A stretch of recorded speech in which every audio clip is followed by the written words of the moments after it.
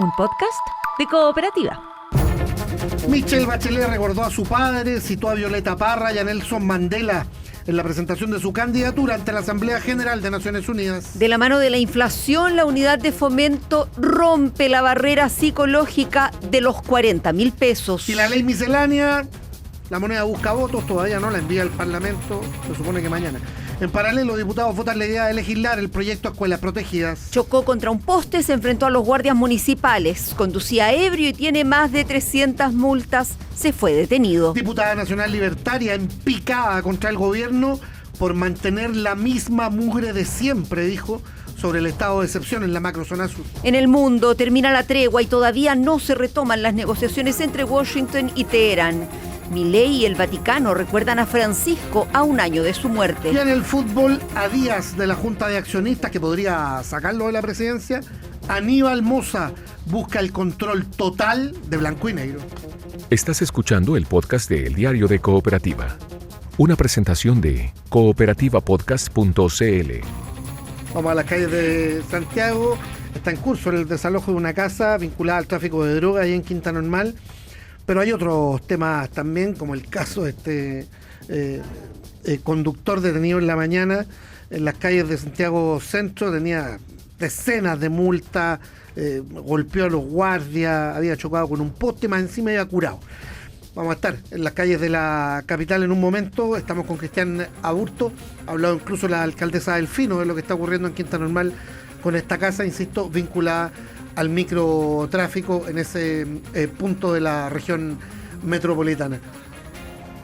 Estamos con Cristian Aburto, en cualquier momento contacto con las calles de Santiago, un Santiago que tiene, insisto, 19 grados, decía la Verónica recién. Así es, 19.8. Pico de hasta 22, 23 con suerte en horas de la tarde. Ojalá, porque ayer estaba bien heladito y uno que es más bien veranista echa de menos un poquito tibio, al menos después de mediodía.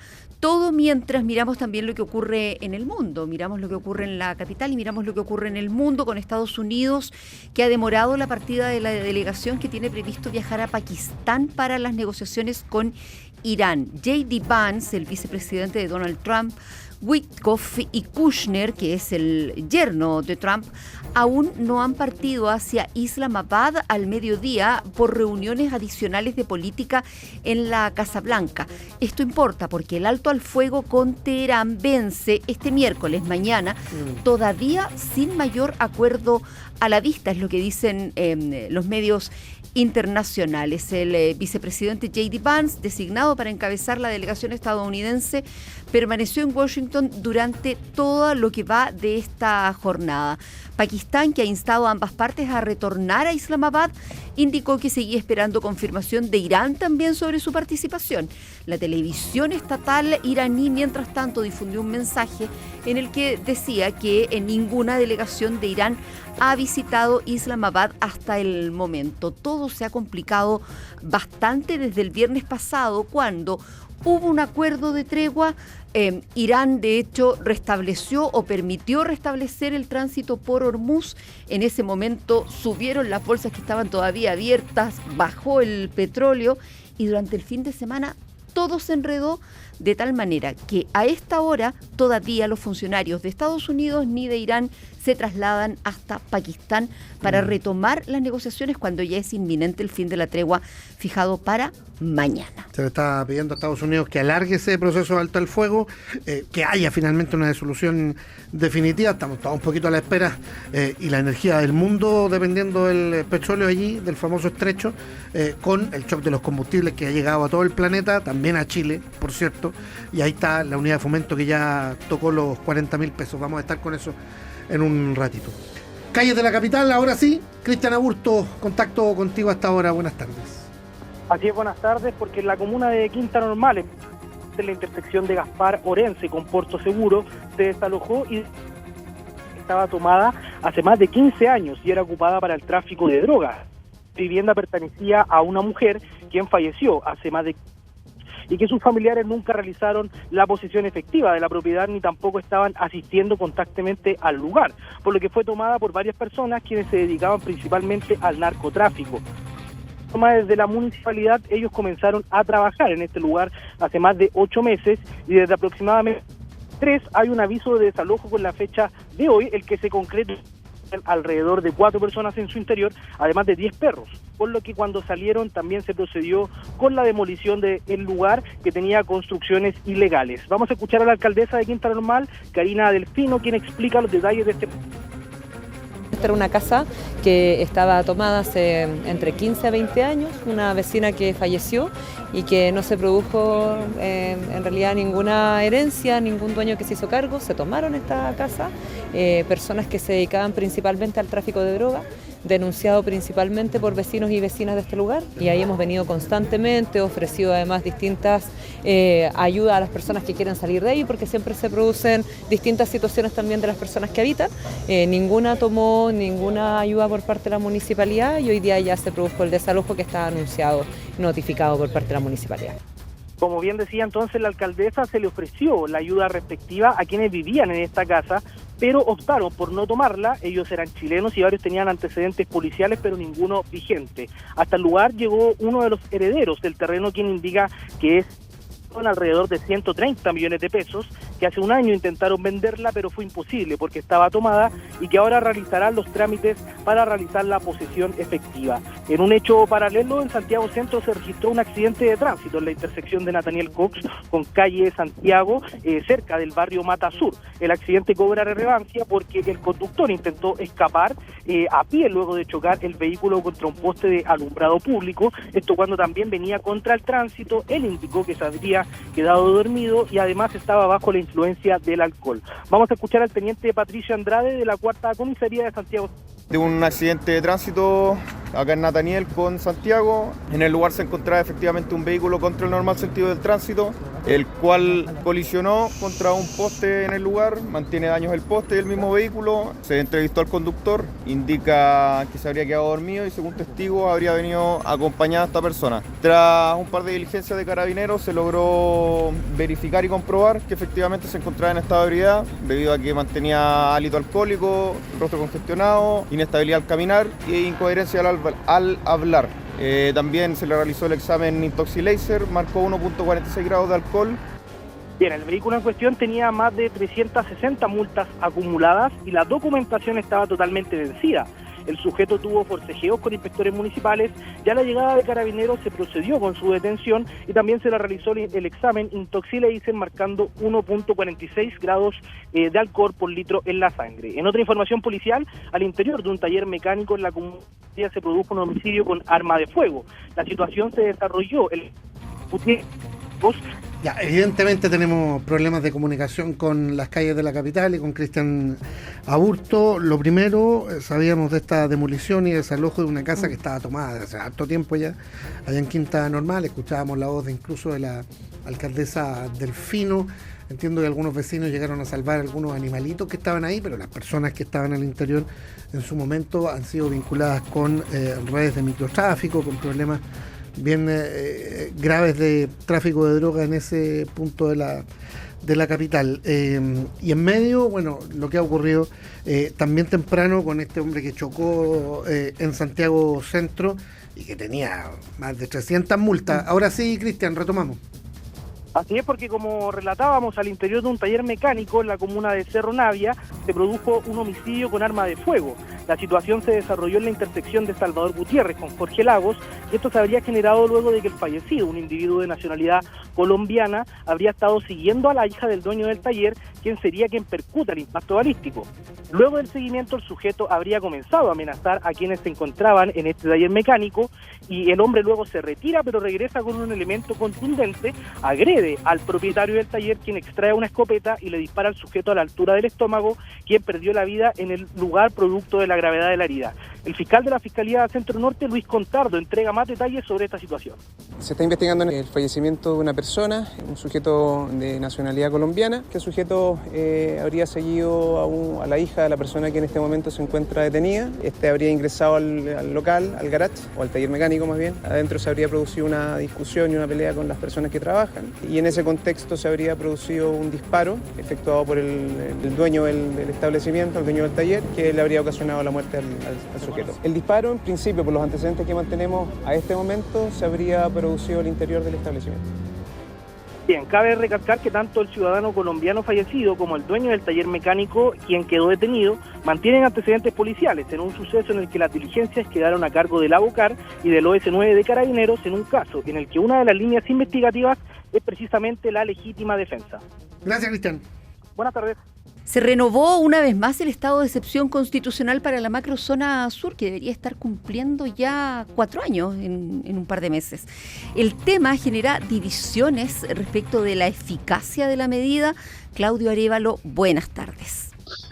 ¿Qué tal, Verónica, Rodrigo? Buenas tardes. El estado de excepción constitucional lleva 4 años en la macrozona sur, 2 provincias del Biobío y toda la región de la Araucanía. Durante esta jornada nuevamente se va a conocer la decisión, la nueva prórroga que fue presentada por el gobierno. La bancada del Partido de la Gente, por ejemplo, ya anunció que será la última vez que apoye esta medida, si es que el gobierno no presenta un plan detallado y distinto a lo que se ha hecho hasta ahora en la macrozona sur. En similar idea están también parlamentarios de la Araucanía, básicamente de oposición, también la diputada del Partido Nacional Libertario, Gloria Navellán, quien fue bastante dura y crítica, indicando que a los militares los tienen como palitroques en las carreteras sin mayores atribuciones. La pasamos a escuchar. Lo que ha enviado el Ejecutivo, que es la misma mugre de siempre. Los militares están parados como palitroques en las carreteras, porque si no tienen un carabinero al lado, no pueden ni siquiera detener un vehículo sin patente. Esta es una falsa sensación de seguridad. Por favor, les pido, señores ministros, paren de mandarnos cosas inútiles. Basta de reírse en nuestra cara. Ustedes prometieron seguridad, no tienen ninguna planificación de seguridad. Son una vergüenza. También aquí en la región de la Araucanía hay voces que plantean desescalar la medida con una baja que sea gradual, es decir, retirar de a poco a los militares desde los territorios. Habla el diputado de oposición José Montalva y desde los gremios el presidente de los agricultores Victoria Mayeco, Sebastián Navellán. Hago un llamado a las autoridades, sobre todo a las autoridades nacionales, a replantear el cómo podrían hacer un desescalamiento del estado de excepción. La violencia, sobre todo la violencia rural, el crimen organizado, se combate adelantándose y no actuando reactivamente. Así que un llamado al gobierno. Nuevamente el gobierno hizo el mismo oficio que hemos tenido los últimos 4 años. Como sector agrícola de Mayeco, esperamos cambios reales, no que solamente queden en el discurso. Necesitamos que los militares tengan más autoridad, tengan más libertad de poder ir en contra de todos los terroristas. El ministro de Defensa, Fernando Barros, en tanto presente en el Congreso, indicó que existe un plan del gobierno que busca ejercer acciones definitivas, pero pidió a los diputados no exigir resultados en 3 meses en el marco de un problema que lleva más de 30 años en la macrozona sur. Lo escuchamos. Los hechos de violencia comienzan en el año 97. Estamos cercanos ya a 30 años de situaciones que han ido escalando. Y si se ha logrado un manejo y una disminución, ha sido precisamente en los últimos años y a propósito de las acciones coordinadas. Llevamos menos de 30 días hábiles en ejercicio de las funciones que estamos desempeñando. El Ministerio de Defensa ha analizado el tema con todas las entidades involucradas y lo que se busca es desarrollar ciertas acciones. No pidan detalle de las acciones porque sería la negación de las mismas. Y 2, les pido con todo respeto que no pretendan resultados en 30 días ni en 60 días. Eso es lo que se va a conocer, Verónica, Rodrigo, durante esta jornada. Existe la idea de que se renueve nuevamente esta prórroga al estado de excepción constitucional. Desde las 13:30 horas comienza la votación en el Congreso. Y ahí lo estaremos contando contigo también, Claudio Arévalo. Gracias, buenas tardes. Buenas tardes. A propósito del Parlamento, ya vamos a estar con el detalle, pero seguimos esperando el ingreso del proyecto misceláneo o de reconstrucción y desarrollo, como le puso el presidente Kast. Vamos a estar luego con Mariano Reyes de eso. En el Parlamento, lo que sí se está viendo, además de lo del estado de excepción, hoy, se espera así sea, es el proyecto Escuelas Protegidas. Vamos al puerto principal. Jorge Espinosa Cuellar, buenas tardes. Sí, muy buenas tardes. El proyecto del gobierno denominado Escuelas Protegidas se va a aprobar esta tarde en la sala de la Cámara Baja. La incógnita es en qué condiciones va a llegar después al segundo trámite al Senado, pues se han repuesto una veintena de indicaciones, particularmente ingresadas por parlamentarios de oposición que, si bien tienen cierta resistencia a los contenidos del proyecto, más de alguno va a aprobar la idea de legislar con que se va a dar luz verde precisamente a la tramitación de este proyecto, pero han sido algunos elementos de este proyecto observados por los parlamentarios que han expresado sus críticas. De hecho, también hay diferencias entre parlamentarios del oficialismo en alguna de estas propuestas, por ejemplo, en la que quita por 5 años el derecho a postular a la gratuidad universitaria a los estudiantes que sean condenados por delitos contra las personas y o contra la propiedad. Escuchamos las posturas de los diputados Sergio Bobadilla, de la UDI, y Jimena Osandón, de Renovación Nacional. No más gratuidad para los que destruyen la educación en nuestro país. Que estos delincuentes trabajen como lo hacen miles de estudiantes a lo largo del país.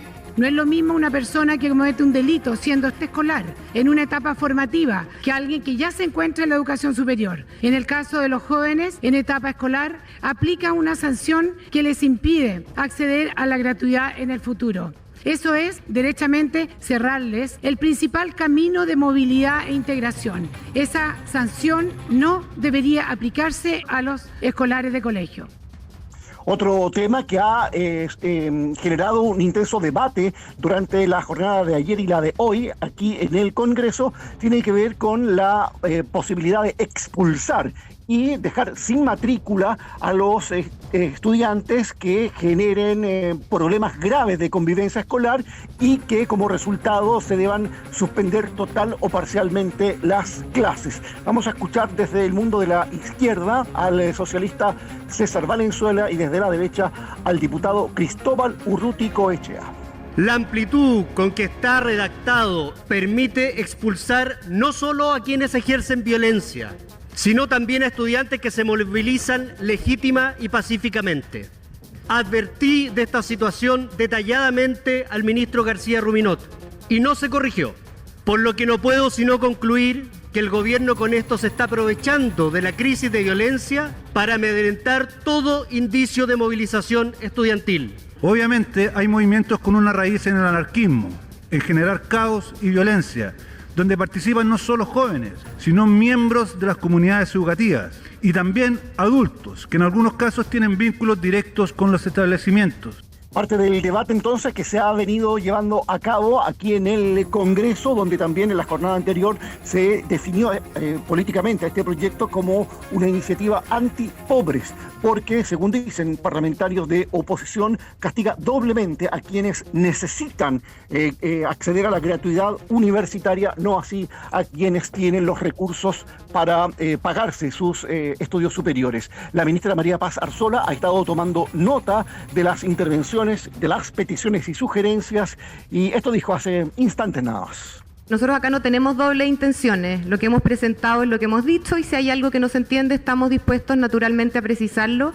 Vamos a acoger una sugerencia de la democracia cristiana de poder circunscribir la comisión de delitos o esta inhabilidad a los delitos cometidos en el espacio escolar y en las inmediaciones. Este proyecto de ley no pretende resolver todos los problemas que existen en educación, por eso lo estamos tramitando de manera urgente. Entonces, como escuchamos, el gobierno se abre a circunscribir solo a delitos cometidos en el contexto escolar, dentro o en las inmediaciones de los establecimientos educacionales y que lleven a una condena para inhabilitar al estudiante a la gratuidad universitaria. No cualquier delito cometido en cualquier otro lugar. Son o serían más de 20 las votaciones que implica el despacho de este proyecto desde la Cámara al Senado, votaciones que van a comenzar dentro de unos 20 minutos más. Jorge, gracias. Buenas tardes. Estás escuchando el podcast de El Diario de Cooperativa, una presentación de cooperativapodcast.cl.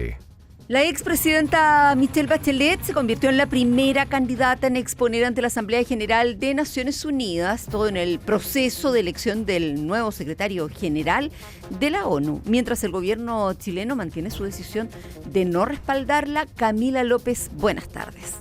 ¿Qué tal? ¿Cómo están? Buenas tardes. Y la expresidenta Michelle Bachelet se convirtió en la primera de los postulantes para la Secretaría General de las Naciones Unidas en participar en los denominados diálogos interactivos de la Asamblea General, instancia en que los candidatos presentan sus propuestas y responden preguntas de los 193 Estados miembros en uno de los hitos clave del proceso para elegir al sucesor de Antonio Guterres.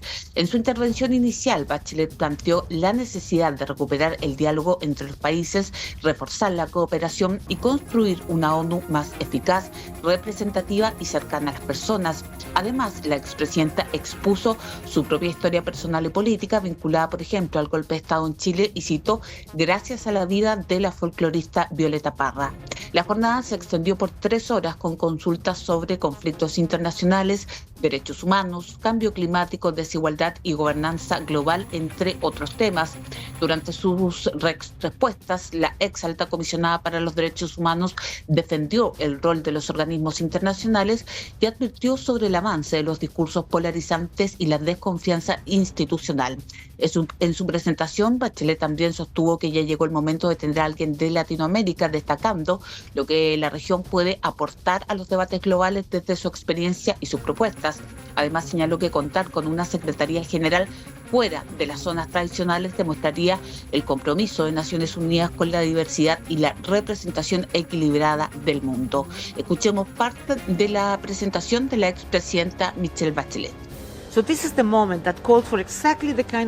Así que este es el momento que requiere exactamente el tipo de liderazgo por la que esta organización se construyó para promover. Y es esta convicción la que anima mi candidatura. Las Naciones Unidas siguen siendo el único lugar en la Tierra donde cada nación, grande o pequeña, poderosa o vulnerable, puede hablar con cualquier otra nación. La única casa donde todas las bases comparten el mismo techo. Esa arquitectura irreemplazable del diálogo universal es la que debemos proteger y lo que debemos poner a trabajar. Una visión compartida para una ONU renovada debe mirar en 4 direcciones. Mirar hacia atrás quiere decir que debemos permanecer fieles a la Carta, sus propósitos y principios. Ellos son y deben seguir siendo nuestra brújula moral y política común. La renovación y la reforma siempre deben servir a una visión más completa y esa visión fundadora. Bueno, la expresidenta busca suceder a Guterres y compite con el argentino Rafael Grossi, la costarricense Rebecca Greenspan y el senegalés Macky Sall. En paralelo, la candidatura de Bachelet sigue marcada por la decisión del gobierno del presidente José Antonio Kast de no entregar respaldo oficial a su postulación, definición adoptada en marzo y que el Ejecutivo ha mantenido pese a que la exmandataria continúa en competencia con apoyos internacionales como los de Brasil y México. Esa decisión, de hecho, la ratificó esta mañana el canciller Francisco Pérez Maquena.